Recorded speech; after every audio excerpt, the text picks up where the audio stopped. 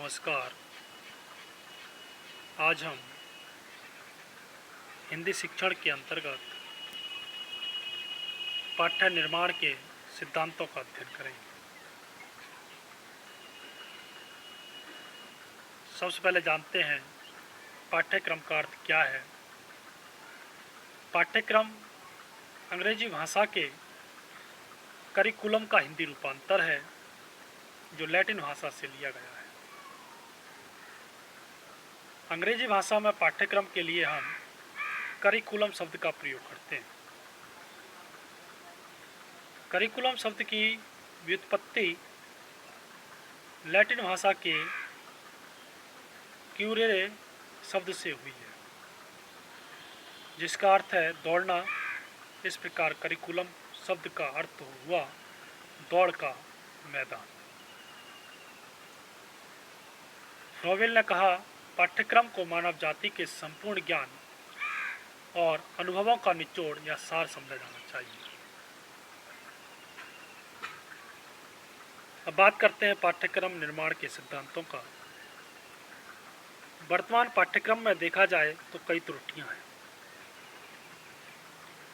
अतः पाठ्यक्रम के दोषों को दूर करने के लिए हमें इसके निर्माण में कुछ सिद्धांतों का ज्ञान अवश्य कर लेना चाहिए।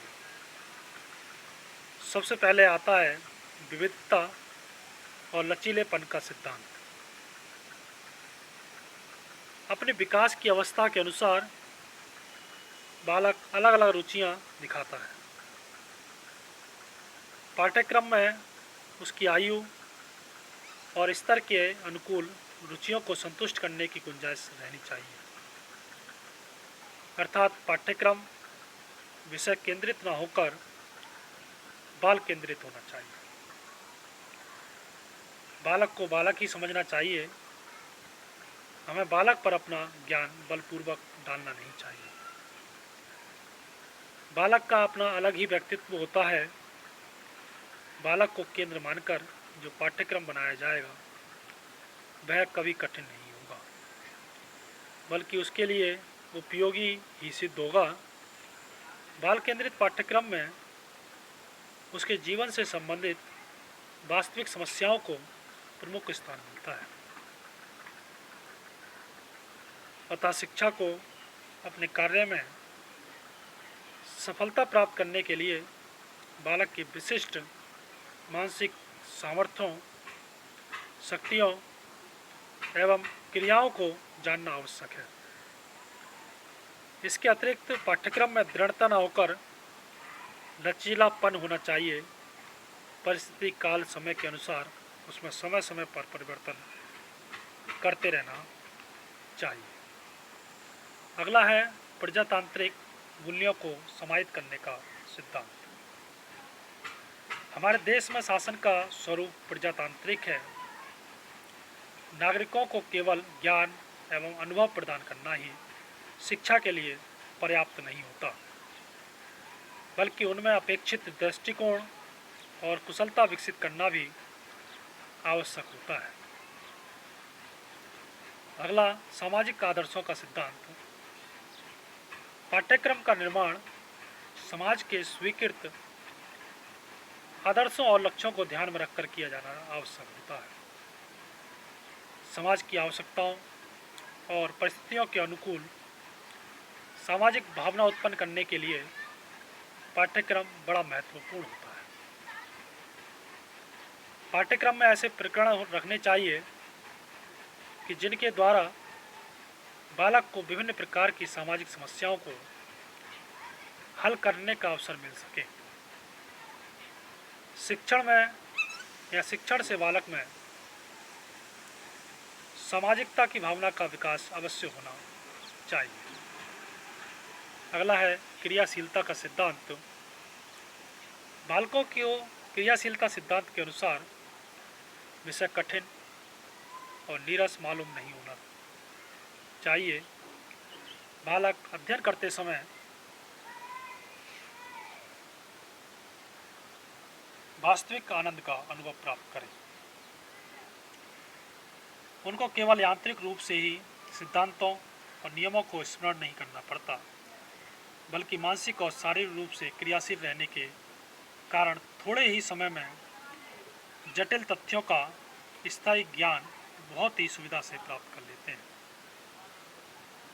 शिक्षक द्वारा बताई गई बातों को बालक बिना विचार विमर्श किए प्राप्त नहीं करता, बल्कि वह स्वयं चिंतन और कल्पना शक्ति का भी प्रयोग करता है। अगला है उपयोगिता का सिद्धांत। हमारे उपयोग में आने वाले प्रकरणों को पाठ्यक्रम में महत्वपूर्ण स्थान दिया जाना चाहिए। इसके साथ साथ यह भी ध्यान रखना चाहिए कि वह छात्रों की मानसिक शक्तियों को विकसित करने में सहायता प्रदान करें। जीवन में परिस्थितियों और चुनौतियों का सफलता के साथ सामना करने में छात्र को निपुण बनाना चाहिए। इसीलिए पाठ्यक्रम में उपयोगिता का सिद्धांत एक महत्वपूर्ण दिशा प्रदान करता है। पाठ्यक्रम की पाठ्यवस्तु व्यक्तिगत एवं सामाजिक दृष्टि से जीवनोपयोगी होनी चाहिए। उपयोगिता के अंतर्गत जीविकोपार्जन भी सम्मिलित हो, वह वर्तमान और भविष्य दोनों के लिए उपयोगी होना चाहिए। अगला है मनोवैज्ञानिक एवं तार्किक क्रम का सिद्धांत। बालक को शिक्षा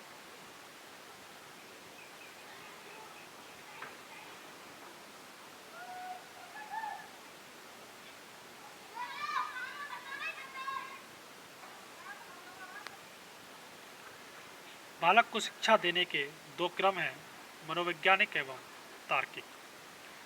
मनोवैज्ञानिक क्रम में बालक अपनी रुचि, योग्यता, जिज्ञासा, उत्साह, आयु, क्षमता इत्यादि के अनुसार और तार्किक क्रम में तर्कपूर्ण ढंग से अध्ययन करते हैं।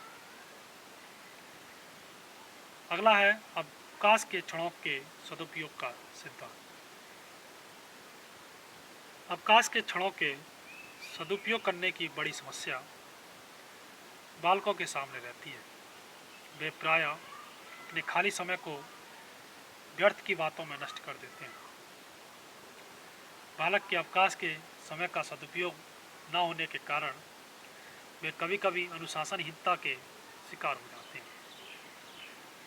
अतः कुछ ऐसे प्रकरण पाठ्यक्रम में रखने चाहिए जो बच्चों की रुचि, योग्यता के अनुभवों से संबंधित हो। इस व्याख्यान के अंतर्गत हमने पाठ्यक्रम निर्माण के सिद्धांतों का अध्ययन किया। शेष बचे हुए पाठ्यक्रम निर्माण के सिद्धांतों को हम अपने अगले व्याख्यान के अंतर्गत अध्ययन करेंगे। धन्यवाद।